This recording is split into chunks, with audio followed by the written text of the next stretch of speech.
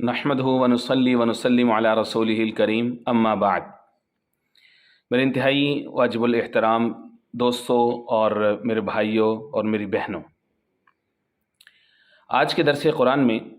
قرآن مجید کتاب حکمت کی سورہ نمبر 2 سورۃ البقرہ کی 7 آیات مبارکہ، آیہ نمبر 67 سے لے کر 63 یعنی 73 تک یہ شامل ہیں۔ یہ سورۃ البقرہ کا 8واں رکوع چل رہا ہے اور 8ویں رکوع کے اندر آج یہ تیسرا درس ہے۔ اس سے قبل آیہ نمبر 62 جہاں سے یہ 8ویں رکوع کا آغاز ہوا، اس میں رب العزت نے یہود و نصارہ کے بارے میں واضح فرمایا کہ جہاں سے ایک سوال پیدا ہوا کہ کیا وہ بھی جنت میں جا سکتے ہیں، اور اس کے بعد پھر دوسرے درس کے اندر آیہ نمبر 63 سے 66 تک شامل تھی، اور آج کے اس درس میں اس سے آگے یہی موضوع چلا آ رہا ہے، اور بنی اسرائیل کے حالات و واقعات کا بیان ہے۔ اور اس مقام پر اللہ رب العزت نے ایک اہم ترین قصہ کہ جس سے بنی اسرائیل کی جو بدخصلتی ہے، جو ان کی سرشت کے اندر جو حیلہ جوئی شامل ہے، اور اس میں ہمارے لیے امت مسلمہ کے لیے دیگر انسانوں کے لیے کیا نصیحت ہے، کیا عبرت کا سامان ہے، وہ ہمیں معلوم ہوگا۔ ایک قصہ ہے بنی اسرائیل کے اندر جو پیش آیا، اس کا پس منظر یہ ہے کہ بنی اسرائیل کے اندر دو طرح کے لوگ تھے۔ ایک وہ لوگ تھے جو علماء تھے، اتقیاء تھے، اچھے لوگ تھے، صلحاء تھے، پرہیزگار تھے، اور دوسری طرف بد سرشت، فاسق، فاجر، حیلہ جو، اللہ کے احکام کا مذاق اڑانے والے اور ایسے بدبخت لوگ شامل تھے۔ تو جو صلحاء تھے، نیک لوگ تھے، انہوں نے اپنے آپ کو ان سے الگ کر لیا، چونکہ ان کے اوپر عذاب بار بار آتے تھے، تو نیک لوگوں نے اپنے آپ کو ان سے الگ کر لیا، ایک قلعے میں اپنے آپ کو بند کر لیا، اور وہ رات کو، شام کو اپنا دروازہ یا اپنا پھاٹک قلعے کا بند کر لیتے تھے تاکہ یہ مجرم پیشہ لوگ ہمارے ہاں داخل نہ ہو سکیں۔ یہ جو مجرم پیشہ لوگوں کی بستی تھی، ان کے اندر ایک قتل کا واقعہ پیش آیا۔ وہ قتل جو ہے وہ اندھا قتل تھا کہ جس کا سراغ لگانا بظاہر جو ہے وہ بہت مشکل دکھائی دے رہا تھا۔ ایک شخص کہ جس نے اپنے چچا کو قتل کیا، اور اس کے پیچھے اس کی چال یہ تھی کہ چچا کو قتل کرے گا، چچا چونکہ بہت مالدار ہے، تونگر ہے، تو وہ اس کے مال پر بطور وراثت کے حقدار بھی بن جائے گا، اور پھر اس کی لڑکی سے شادی کرے گا اور مزید مال اپنے قبضے میں لے گا، اور پھر ہوگا یہ کہ اس نے وہ جو نیک لوگوں کی بستی تھی ان سے اس کو دیت بھی مل جائے گی، لاش کو قتل کر کے ان کے دروازے پہ، ان کے پھاٹک پہ اس نے پھینک دینے کا پلان بنایا۔ جب اس نے اپنا پلان مکمل کیا اور اپنے پلان کے مطابق اس نے اپنے چچا کو قتل کیا، اور چچا کو، اس کی لاش کو ڈالا دوسرے لوگوں کی بستی کے قریب، ان کے پھاٹک کے اوپر، اور اس کے مال کے اوپر قبضہ کر لیا، اور ہائی دہائی مچا دی، اس نے رولا اور شور ڈال دیا، اور وہ بستی والوں پہ اس نے الزام باندھ دیا کہ انہوں نے میرے چچا کو قتل کر دیا اور مجھے ان سے دیت کی رقم بھی دلوائی جائے۔ وہ نیک شریف لوگ وہ اٹھے اور انہوں نے اپنے دفاع میں حال دہائی مچانا شروع کر دی کہ بھئی ہم تو قاتل نہیں ہیں، یہ ہمارے ساتھ، ہمارے اوپر تہمت لگائی جا رہی ہے، یہ ظلم ہے، یہ غلط ہے۔ وہ اپنے ساتھ غنڈے بھی لے آیا، لڑاکے بھی لے آیا، اور ان پر حملہ کرنے کا پروگرام بھی بنایا تھا۔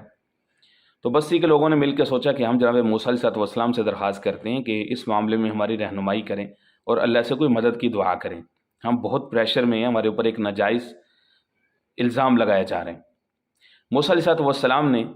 اللہ سے دعا کی، بذریعہ وحی جناب موسیٰ علیہ السلام کو اس بات کی اطلاع دی گئی کہ آپ ایسا کریں کہ آپ یہ جو لوگ قاتل کون ہے اس کا شور مچا رہے ہیں نا، آپ ان سے کہیں کہ قاتل تمہیں پتہ چل جائے گا، بلکہ مقتول ہی خود زندہ ہو کے تمہیں اپنا قاتل بتائے گا۔ تم نے کرنا یہ ہے کہ ایک گائے لو، بقرہ، گائے لو، اور گائے کو ذبح کرو، اور اس کے جسم کا کوئی بھی حصہ مقتول کے جسم کے اوپر مار دو، وہ اٹھے گا اور تمہیں اپنا قاتل خود ہی بتا دے گا۔ یہ موسیٰ علیہ السلام کا معجزہ۔ اور ظاہر ہے کہ قاتل کا پتہ چل جانا یہ بھی ایک طرح سے ان کے اوپر انعام تھا کہ بھائی آپس میں جو لڑائی جھگڑے کی صورت بن رہی تھی، قتل و قتال کی، ایک قتل کے پیچھے کئی اور قتل جو ہے وہ ہونے جا رہے تھے، تو رب العزت نے ان سے حفاظت فرما لی اور یہ بتایا کہ آپ ان سے کہیں کہ کوئی گائے ذبح کر دیں۔ اب یہ بدبخت لوگ اگر کوئی بھی گائے ذبح کرتے، اگر ان کی نیت درست ہوتی کہ واقعتاً یہ قاتل کا پتہ چلانا چاہ رہے ہوتے، مخلص ہوتے، تو کوئی بھی گائے پکڑتے اور اس کو ذبح کر کے اس کا کوئی حصہ جو ہے وہ مقتول کے اوپر مار دیتے۔ لیکن چونکہ قاتل کا پتہ چلانا ان کا اصل موٹیو اور مقصد نہیں تھا، وہ تو ان کا جو لیڈر تھا جس نے قتل کیا تھا اس کا تو مقصد ہی کچھ اور تھا، اس کا مقصد تو دیت بھی حاصل کرنا تھا، دونوں ہاتھوں سے مال کو لوٹنا تھا اور اس کی عزت پر قبضہ کرنا بھی مقصود تھا کہ اس کی بیٹی سے شادی کر لے گا، نیت تو کچھ اور تھی۔ تو اس لیے انہوں نے آگے سے حیلہ سازیاں شروع کر دیں۔ سب سے پہلا سوال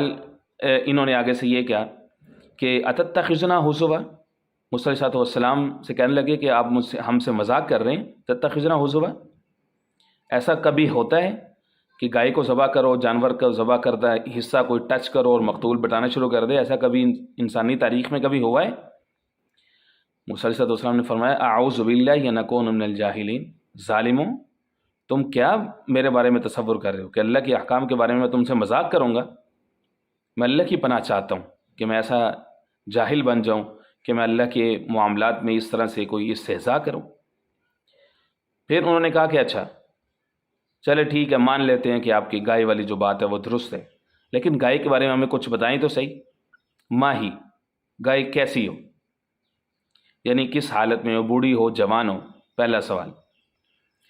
موسیٰ علیہ السلام نے اللہ سے پوچھا، ان کو بتایا گیا، پہلی قید لگ گئی، پہلی شرط لگ گئی کہ بھئی گائے ایسی ہو لا فارس ولا بکر، نہ ہی وہ فارس ہو، فارس کا مطلب ہے بوڑھی ہو، اور بکر کا مطلب جوان، نہ ہی وہ جوان ہو نہ ہی بوڑھی ہو بلکہ درمیان درمیان میں ہو۔ فارس کہتے ہیں کہ ایسی بوڑھی کہ جس سے اب بچہ جننے کی امید نہ ہو۔ یہی وجہ ہے کہ جو معالم ہیں انہوں نے یہ لکھا ہے کہ الفارس المسنۃ التی لا تلد، اتنی عمر کو پہنچ جائے وہ گائے کہ وہ بچے کو جنم نہ دے سکتی ہو۔ اسی طرح سے جیسے قرآن مجید میں وہ عورتیں جو کہ حیض سے مایوس ہو جاتی ہیں، زیادہ عمر کی ہو جاتی ہیں کہ جن سے اب بچہ جننے کی امید نہیں ہے، تو ان کے لیے قرآن مجید نے دو جگہ پہ مختلف اصطلاحات استعمال فرمائی ہیں۔ مثال کے طور پر ایک مقام جو ہے وہ سورہ نور کا ہے، سورہ نمبر 24 اور اس کی آیت نمبر 60 کے اندر رب العزت نے فرمایا ہے والقواعد من النساء اللتی لا یرجون نکاحا، اور بیٹھنے والی عورتیں، قاعدہ کی جمع قواعد، قاعدہ یقعد کہتے ہیں بیٹھنے کو، قواعد بیٹھنے والی عورتیں، لا یرجون نکاحا جن کے اب نکاح کی امید نہیں ہے، یہ چونکہ وہاں پر پردے کے احکام ہیں تو ان کو پردے میں تھوڑی تخفیف دی گئی ہے کہ اگر وہ اس عمر کو پہنچ جائیں تو وہ قواعد کے حکم میں ہیں، لیکن ان کو بھی یہ کہا گیا کہ اللہ کے ہاں بہتر پھر بھی یہی ہے کہ وہ اپنی زینت کا اظہار نہ کریں اس عمر میں پہنچنے کے بعد۔ قواعد، اسی طرح سے قرآن مجید نے ایک لفظ استعمال کیا ان کے لیے عائشہ کا یا یائسہ کا، سورہ الطلاق کے اندر سورہ نمبر 65 کی آیت نمبر 4 کے اندر واللائی یئسن من المحیض، وہ عورتیں جو کہ مایوس ہو جائیں حیض سے، یعنی اب وہ نکاح کے قابل نہیں ہیں یا جماع یا صحبت کے قابل نہیں ہیں، تو ان کے لیے یائسہ کی اصطلاح استعمال ہوتی۔ تو اسی طرح سے جانوروں میں اس گائے کے لیے یہ اصطلاح استعمال کی گئی فارس کی، فارس التی لا تلد، جو اب بچے کو جنم نہ دے سکتی، تو ان پر یہ شرط لگی کہ نہ ہی وہ فارس ہو ولا بکر، اور اسی طرح سے نہ ہی وہ بکر ہو۔ صاحب معالم یہ کہتے ہیں والبکر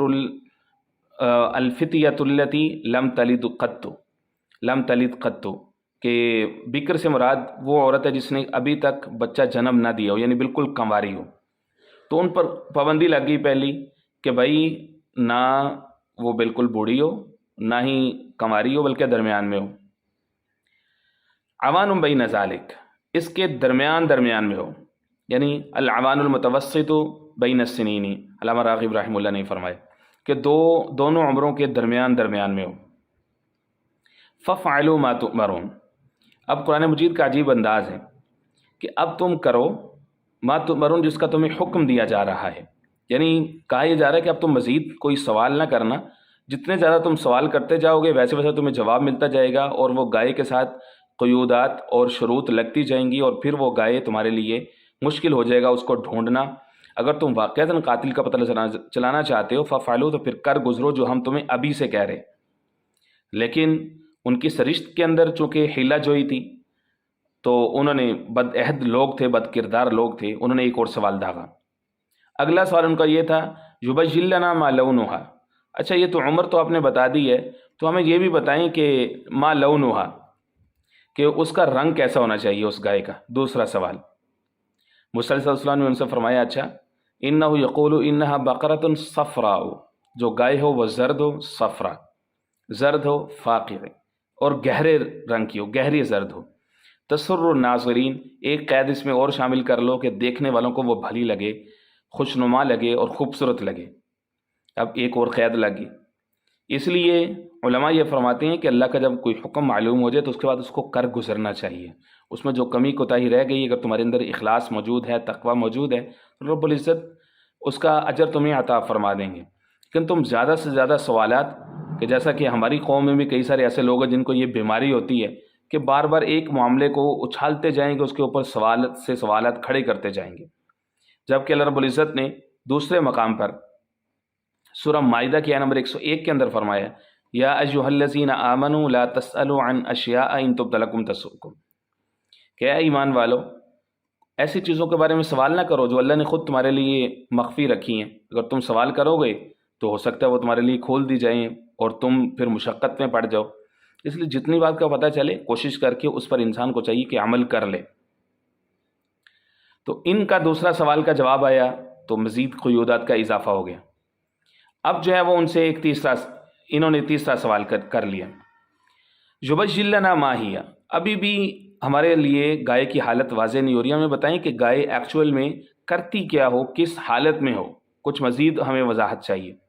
ان البقرہ تشابہ علینا، گائے تو ہم پر بہت زیادہ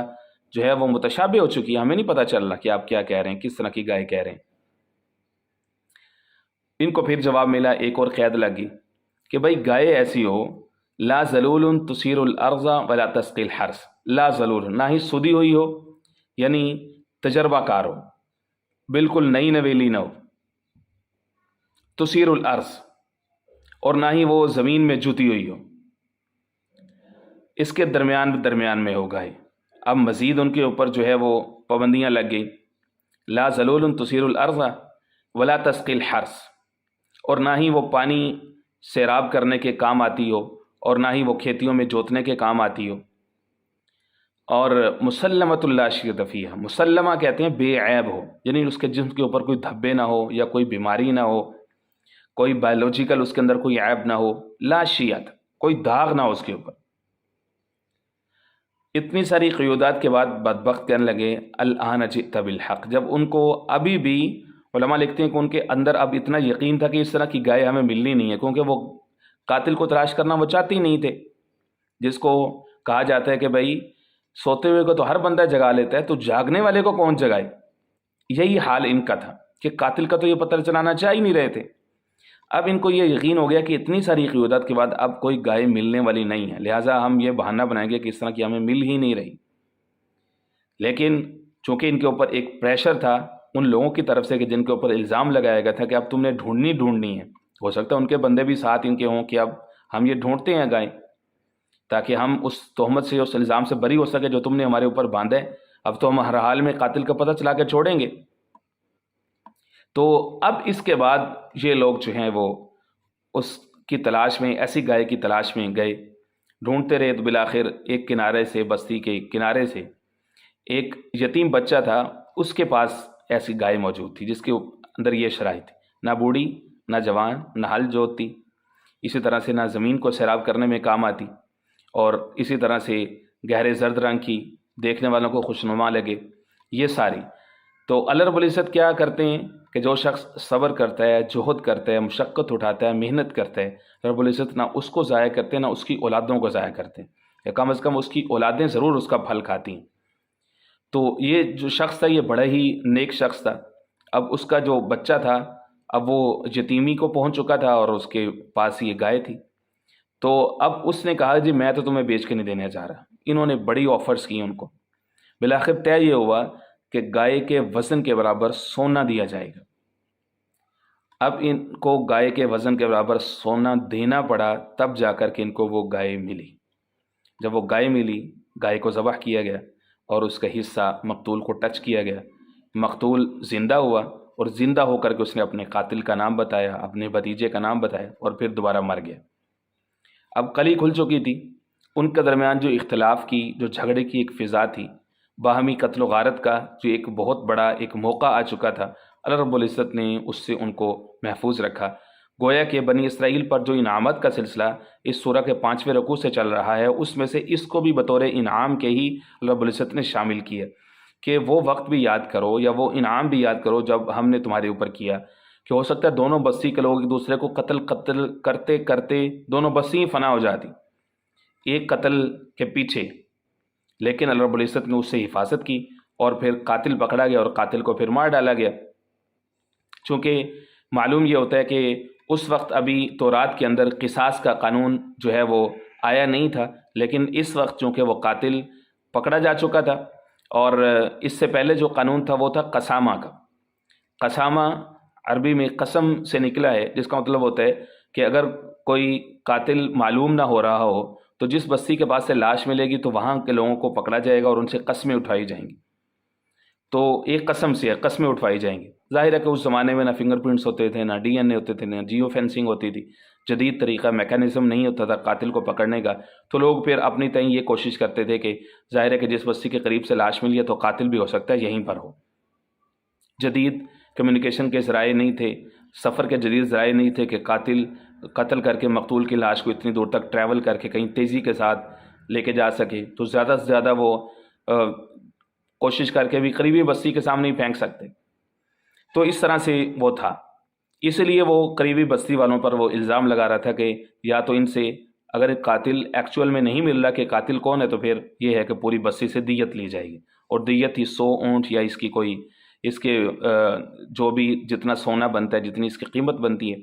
شریعت محمدی علیہ السلام نے بھی اس کو برقرار رکھا گیا کہ اگر جو مقتول کے ورثاء ہیں وہ قصاص چھوڑ دیتے ہیں یا معاف کر دیتے ہیں تو پھر دیت پر راضی ہو جائیں، تو پھر دیت یہی ہے کہ مقتول کے ورثاء قاتل اپنے ورثاء سے جو ہے وہ اکٹھا کر کے دے دے گا 100 اونٹ یا اس کی قیمت۔ قصاص کے قانون میں آگے چل کر کے تفصیل سے بات آئے گی دوسرے پارے میں جب سورہ بقرہ داخل ہوگی۔ تو اس طرح سے اللہ رب العزت نے ان کو جو ہے وہ محفوظ رکھا۔ جو مرقات ہے شرح مشکات کے اندر، اس کے مصنف یہ لکھتے ہیں کہ دراصل یہ قتل کے پیچھے ایک وجہ تھی، وہ یہ تھی کہ جو قاتل نے مقتول کے ہاں نکاح کا پیغام بھیجا تھا، اس کی بیٹی کا رشتہ مانگا تھا، تو دونوں واقعات قریب قریب ہی ہیں۔ اس نے انکار کر دیا، اور جس کی وجہ سے اس نے رشتہ ٹھکرائے جانے کی وجہ سے اس نے اپنے چچا یا اپنے اس مقتول کو اس نے قتل کر دیا اس شخص نے۔ گویا کہ دنیا کے اندر جتنے قتل ہوتے ہیں، جتنے فسادات ہوتے ہیں، اس کی 3 وجہ ہوتی ہیں، 3 زے اس کی وجہ ہوتی ہیں: زن، زر، زمین۔ دنیا کا سب سے پہلا جو قتل ہوا تھا، قابیل نے حابیل کو قتل کیا تھا، وہ زن کی خاطر تھا، اور یہ جو قتل ہے اس میں زن بھی داخل ہے، زر بھی داخل ہے۔ اسی طرح سے اکثر و بیشتر قتل زمین کے اوپر بھی ہوتے ہیں۔ تو اس لیے انسان کو چاہیے کہ اپنے نفس پر مضبوطی اختیار کرے اور اس کو قابو میں کر کے رکھے، اور جو ہے اس پر راضی رہے۔ اب آ جاتے ہیں کہ اس سارے واقعے سے ہم کیا سیکھ سکتے ہیں، اس واقعے سے کون سے اسباق ہیں جو ہمیں معلوم ہوتے ہیں۔ سب سے پہلا سبق جو اس سے ہمیں معلوم ہوتا ہے وہ مجموعی طور پر بنی اسرائیل کے جو حالات جو کہ چلے آ رہے ہیں وہ ہمارے لیے عبرت کا سامان ہے، اس میں تو کوئی شک نہیں ہے، کیونکہ اللہ رب العزت سابقہ اقوام کے قصے محض مزہ لینے کے لیے بیان نہیں کرتے کہ ہم یہ کہیں کتنے بدبخت تھے، کتنے برے لوگ تھے، کتنے گندے لوگ تھے، اللہ کی نافرمانیاں کرتے تھے، نہیں، بلکہ یہ ہمارے لیے سامان عبرت ہے۔ ہم اپنے گریبان میں جھانک کے دیکھیں کہ ہمارے اندر ایسے لوگ موجود نہیں ہیں جو حیلہ ساز ہیں، حیلہ باز ہیں، قاتل ہیں، چور ہیں، ڈاکو ہیں، لٹیرے ہیں، دوسرے کے مالوں پر قبضہ کرنا، بہنوں کی وراثت پر قبضہ کرنا، بیٹیوں کی وراثت پر قبضہ کرنا، لوگوں کو وراثت سے محروم کرنا، چھوٹے بہن بھائیوں کی وراثت، ان کے مال پر قبضہ کرنا، اور اسی طرح سے ہمسائے کے حق کو غصب کرنا، اور مختلف طریقے سے بزنس کاروباری طبقات کے اندر اپنے پارٹنر کو دھوکہ دینا۔ یہ ساری چیزیں یہ ہمارے اندر بھی موجود ہیں، بس رب العزت ہدایت دے اور اپنے ہمارے حال کی اصلاح فرما دے۔ تو پہلا تو یہ ہے کہ عمومی طور پر ان کے حال سے ہم عبرت حاصل کر سکتے، کیونکہ 3 طرح کے لوگ ہوتے ہیں۔ کچھ لوگ وہ ہوتے ہیں جو اپنی غلطی سے سبق سیکھتے ہیں، بہت اچھے لوگ ہوتے ہیں۔ دوسرے وہ لوگ ہوتے ہیں جو دوسروں کی غلطی سے سبق سیکھتے ہیں، یہ بھی بہت اچھے لوگ ہوتے ہیں۔ السعید مموعظہ بغیرہ، سعید نیک بخت شخص وہ ہے جو دوسرے کی غلطی سے سیکھ لے اور خود غلطی نہ کرے، بہت اچھا شخص ہے۔ تو اسی طرح کے وہ لوگ ہوتے ہیں جو اپنی غلطی سے بھی کچھ نہیں سیکھتے، دوسرے کی غلطی سے بھی کچھ نہیں سیکھتے، یہ بے وقوف اور بدبخت ہوتے ہیں۔ تو ہم نے کیا کرنا ہے، ہم نے اپنی غلطیوں سے بھی سیکھنا ہے، اور بنی اسرائیل کے اوپر جو مختلف طرح کے عذاب آتے رہے نافرمانی کی وجہ سے، اللہ رب العزت ہمیں ان سے بھی نصیحت حاصل کرنے کی توفیق عطا فرمائے۔ دوسرا سبق جو ہم اس سے سیکھ سکتے ہیں وہ یہ ہے کہ شرعی حکم آنے کے بعد حیلہ جوئی نہیں کرنی چاہیے، سوال پہ سوال نہیں کرنا چاہیے، اللہ کے حکم کو ٹالنا نہیں چاہیے، جیسا کہ میں نے سورہ مائدہ آیت نمبر 101 کا حوالہ دیا، یا ایھا الذین آمنوا لا تسألوا عن اشیاء ان تبد لکم تسؤکم۔ انسان اپنے آپ کو ہی مشقت میں ڈالتا ہے زیادہ سوالات کر کے، کیونکہ انسان جب کرنا چاہ رہا ہوتا ہے تو پھر اس کے لیے چیزیں آسان ہو جاتی ہیں۔ اف دیر از ول دیر از وے، نہ کرنا چاہ رہا ہو تو اس کو چھوٹا سے چھوٹا کام بھی جو ہے وہ مشکل لگتا ہے۔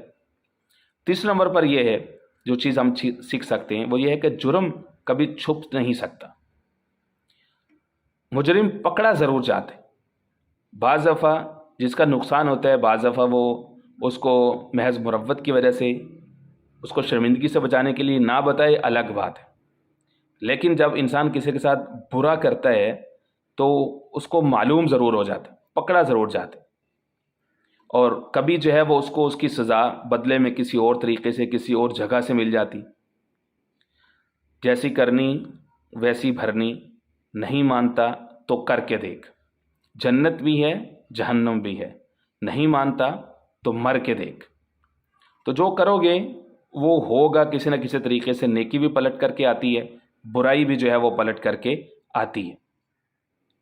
پھر یہ ہے اسی کے ساتھ ہی 3.1 کر لیجئے، 3.2 کر لیجئے کہ جرم کے اوپر انسان لاکھ پردے بھی ڈال دے، اس کو سزا ضرور ملتی ہے، اولاً تو دنیا میں، نہیں تو آخرت میں تو ضرور پکڑا جائے گا، ایک دن مقرر ہے حساب کتاب کا، انصاف کا، نہیں تو دنیا میں بھی پکڑا جاتا ہے۔ عدل و انصاف فقط حشر پہ موقوف نہیں ہے، زندگی خود بھی گناہوں کی سزا دیتی، پکڑا ضرور جاتا ہے انسان۔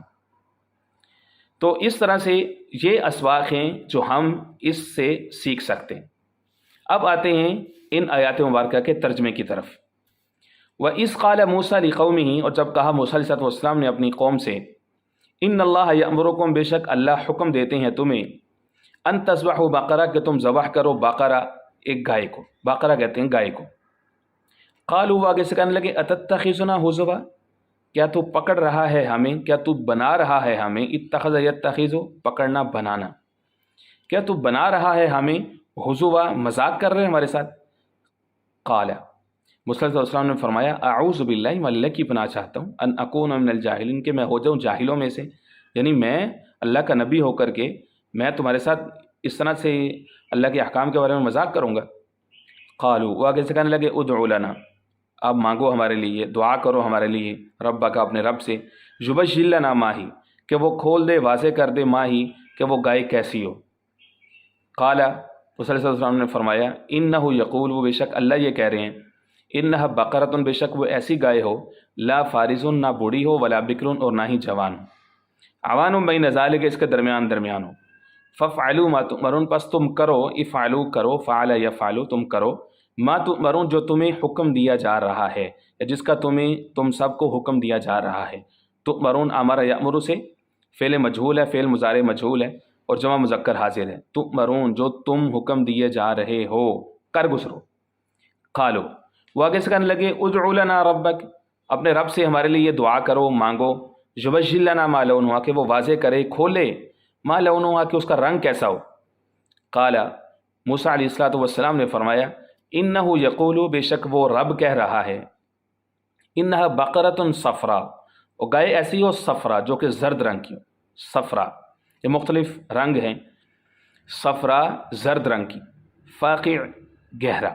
لونہا اس کا رنگ بھی گہرا ہو، تسر خوش کرے، سر یسر کہتے ہیں خوش کرنے کو، ناظرین یا خوش ہو جائیں، ناظرین دیکھنے والے، یعنی دیکھنے والوں کو بھلی لگے۔ قالوا وہ آگے سے کہنے لگے ادع لنا ربک، رب سے ایک اور بات پتہ کرو، یبین لنا ما ہی، کہ وہ واضح کرے کیسی گائے، ما ہیا کیسی ہو وہ، ہیا واحد مؤنث کی ضمیر بقرہ کی طرف لوٹ رہی ہے، وہ اس کا مرجع ہے۔ ان البقرہ تشابہ علینا، بے شک گائے متشابہ ہو چکی ہے ہمارے اوپر، وَإِنَّا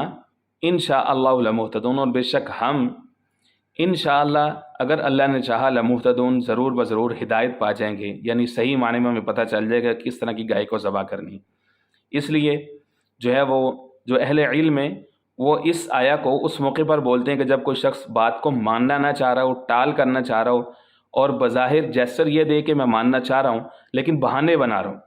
تو اس موقع پر اس کو مزاحن کہا جاتا ہے انا ان شاء اللہ لمہتدون، ہاں اگر اللہ نے چاہا تو ضرور ہدایت پا جاؤ گے، تمہیں سمجھ لگ جائے گی، یعنی پتہ ہوتا ہے کہ اس کو پتہ ہے کہ اصل کیا ہے لیکن یہ کرنا نہیں چاہ رہا۔ قال انہ یقول، موسیٰ علیہ السلام نے فرمایا اچھا بے شک وہ کہہ رہے انہا بقرۃ، وہ ایسی گائے ہو لا ذلول، نہ ہی وہ سودی ہوئی ہو، اور اسی طرح سے فرمایا کہ تثیر الارض، جو زمین کو میں ہل جوتی ہو، ولا تسقی الحرث، اور نہ ہی کھیتیوں کو سیراب کرتی، نہ اس میں استعمال ہو، مسلمۃ بے عیب ہونی چاہیے، لا شیعہ داغ نہ ہو، شیعہ داغ، فیہا اس کے اندر، بے داغ ہو بے عیب ہو۔ قالو، اب وہ کہنے لگے الآن جئت بالحق، الآن جئت بالحق، اب آپ لائے ہیں حق بات، اب بات واضح ہوئی ہے اتنی ساری شرطوں کے ساتھ، اب گویا کہ ان کے پاس سوالات ہی ختم ہو گئے تھے۔ اللہ نے فرمایا فذبحوها، اس کے بعد پھر ان لوگوں نے اس گائے کو ذبح کیا۔ اب یہ پوری سٹوری بیچ میں وہ گائے کہاں سے ملی اس کو قرآن مجید نے حذف کر دی، کیونکہ قرآن مجید آبجیکٹیوز کے اوپر بات کرتا ہے، مقاصد کے اوپر بات کرتا ہے۔ فذبحوها، اس کو ذبح کیا، وما كادوا يفعلون، اور وہ کر کے دینے والے نہیں تھے، یعنی ارادہ نہیں تھا ان کا کرنے والا، قرآن مجید خود شہادت دے رہے ہیں، لیکن کرنا ان کی مجبوری بن گیا، کیونکہ وہ شور اتنا ڈال چکے تھے کہ اب وہ گویا کہ ان کے گلے کی ہڈی بن چکی تھی، اب ان قاتل کا پتہ چلانا ہی چلانا تھا انہوں نے، نہ چاک کر کے۔ اللہ فرماتے ہیں آگے جو رکوع شروع ہو رہے ہیں، ایک آیا جو آج کے درس میں شامل ہے، یا دو آیات، وَإِذْ قَتَلْتُمْ، اور جب تم نے قتل کر دیا، نفساً ایک نفس کو، فَادَّارَأْتُمْ فِيهَا، تو اب تم آپس میں جھگڑا کرنے لگے۔ ادارا یہ درا سے ہے، درا کا مطلب جھگڑا کرنا بھی ہوتا ہے، دفاع کرنا بھی ہوتا ہے، دور کرنا بھی ہوتا ہے، بدلے میں دینا بھی ہوتا ہے، تو اس کے مختلف معنی ہیں۔ فَادَّارَأْتُمْ فِيهَا، تم آپس میں ایک دوسرے سے جھگڑا کر رہے تھے، ایک دوسرے کی طرف الزام کو ڈال رہے تھے، دفاع کر رہے تھے، پھینک رہے تھے۔ فَادَّارَأْتُمْ، قرآن مجید میں یہی جو دارا یدرؤ ہے، یہ اس کے ڈیریویٹیوز فارمز قرآن مجید میں اور بھی کئی سارے مقامات پر جو ہیں وہ موجود ہیں۔ مثال کے طور پر سورہ آل عمران کی نمبر 168 کے اندر فرمایا فَادْرَؤْا عَنْ أَنفُسِكُمُ الْمَوْتَ إِن كُنتُمْ صَادِقِينَ، اگر تم سچے ہو تو اپنے آپ سے موت کو دور کر لو۔ وہاں پر بھی اہل کتاب یہود کو چیلنج کیا گیا، فَادْرَؤْا، تو وہاں پر درا کا مطلب ہے دور کرنا۔ اسی طرح سے جو ہے وہ سورہ رعد، سورہ نمبر 13 اس کی آیت نمبر 22 کے اندر یہ موجود ہے، وَالَّذِينَ صَبَرُوا ابْتِغَاءَ وَجْهِ رَبِّهِمْ، اللہ کے جو نیک بندے ہیں ان کی صفات یہ ہیں کہ وہ صبر کرتے ہیں اپنے رب کی رضا تلاش کرنے کے لیے، صبر ابتغاء وجہ ربہم، وأقاموا الصلاۃ، نماز قائم کرتے ہیں، وآتوا الزکوٰۃ، زکوٰۃ ادا کرتے ہیں، ویدرؤون بالحسنۃ السیئۃ، اور وہ برائی کا بدلہ اچھائی کے ساتھ دیتے ہیں۔ تو درا یدرؤ بدلہ دینا یہاں پر اس معنی میں آ رہا ہے۔ سورہ نور سورہ نمبر 24 آیت نمبر 8 کے اندر اللہ رب العزت نے فرمایا ویدرؤ عنہا العذاب، کہ وہ عورت کہ جس کے اوپر اس کے خاوند نے تہمت لگائی ہے زنا کی، تو اس سے عذاب ٹال دیا جائے گا، ہٹا دیا جائے گا، دور کر دیا جائے گا۔ یدرؤ عنہا العذاب ان تشہد 4 شہادات باللہ، اگر وہ 4 دفعہ گواہی یا 4 دفعہ قسمیں اٹھا لے کہ اس کا خاوند جھوٹا ہے اور یہ سچی ہے، تو اس سے پھر عذاب کو ٹال دیا جائے گا۔ تو درا یدرؤ کا جو مادہ ہے اس کا مطلب دفاع کرنا بھی ہوتا ہے، جھگڑا کرنا بھی ہوتا ہے، دور کرنا بھی ہوتا ہے۔ تو اسی لیے مفسرین اکرام رحمہم اللہ نے جو ہے وہ اس کی تفسیر کے اندر یہ لکھا ہے، صاحب کبیر نے، تفسیر کبیر والے نے، ای ینفی کل واحد منکم القتل عن نفسه ویضیفہ الی غیرہ، یعنی تم میں سے ہر ایک اپنے نفس سے، اپنے آپ سے قتل کی نفی کر رہا تھا، ہٹا رہا تھا، ویضیفہ الی غیرہ، اور دوسرے پر ڈال رہا تھا کہ اس محلے والوں نے، اس محلے والوں نے، ان لوگوں کا اس سے مفاد وابستہ تھا، یہ بینیفیشری ہیں، انہوں نے قتل کیا، انہوں نے قتل کیا، تو ایک دوسرے کے اوپر ڈال رہے تھے۔ اور مزید صاحب کبیر نے یہ لکھا ہے اختلفتم واختصصتم فی شانی، کہ تم اختلاف بھی کر رہے تھے اور اس کی حالت کے بارے میں بھی جھگڑا کر رہے تھے تم. تو اس طرح سے اللہ رب العزت نے تمہارے اوپر یہ کرم فرمایا اور تمہیں جھگڑے سے بچایا. واللہ مخرج ما کنتم تکتمون، اور اللہ نکالنے والا تھا، کھولنے والا تھا. اخرج یخرج یہ سے ہے ثلاثی مزید فی باب افعال کا، یہ اس میں فاعل کا صیغہ ہے. اللہ نکالنے والا تھا ما کنتم تکتمون، جو تم چھپا رہے تھے. کتم یکتم، کتمان. فقلنا، بس ہم نے کہا اضربوہ ببعضہ، تم اس کو مارو، یعنی مقتول کو مارو، ٹچ کرو، ببعضہ، جو گائے ہے اس کے ذبح شدہ کچھ حصے کے ساتھ. کذالک یحیی اللہ الموتى، گویا کہ بنی اسرائیل کے لوگ جن کے اندر عقیدہ آخرت بہت کمزور ہو چکا تھا اور ان کے اندر اللہ کا ڈر نہیں رہا تھا کہ ہم دوبارہ اٹھیں گے تو ہمیں دوبارہ زندگی ملے گی اور ہمارے سے پوچھا جائے گا، رب العزت نے لائیو ایکسکلوسیولی لائیو ایکسٹریم کر کے ان کو دکھا دیا کہ اس طرح سے ہم چاہیں تو روح واپس لوٹا سکتے ہیں، مردے کو زندہ کر سکتے ہیں اور اسے پوچھ سکتے ہیں. یہ اس دنیا میں ہم نے تمہیں دکھا دیا ہے. گویا کہ اس کے ساتھ ساتھ رب العزت نے ایمان بالآخرہ کا اس بات بھی کر دیا اور ان کو یہ عقیدہ بھی بتا دیا اور ان کو آخرت کا خوف بھی ان کو دلا دیا. فرمایا کذالک یحیی اللہ الموتى، اس طرح سے زندہ کرتے ہیں اللہ مردوں کو. ویریکم آیاتی، اور وہ دکھاتے ہیں تم کو آیاتی، اپنی نشانیاں. مردے کو زندہ کرنا یہ اللہ رب العزت کی نشانیوں میں سے ایک بہت بڑی نشانی ہے. خاص طور پر زندہ لوگوں کے درمیان میں اگر مردہ زندہ ہوگا، عیسیٰ علیہ السلام کا جیسا کہ معجزہ تھا، تو یہ اللہ کی بہت بڑی نشانی ہے، آیت ہے. لعلکم تعقلون، تاکہ تم عقل رکھو، تاکہ تم سمجھ رکھو، شعور رکھو اور اپنے ایمان کو مضبوط رکھ سکو. اللہ رب العزت سمیع نصیب فرمائے. وما علینا الا البلاغ المبین.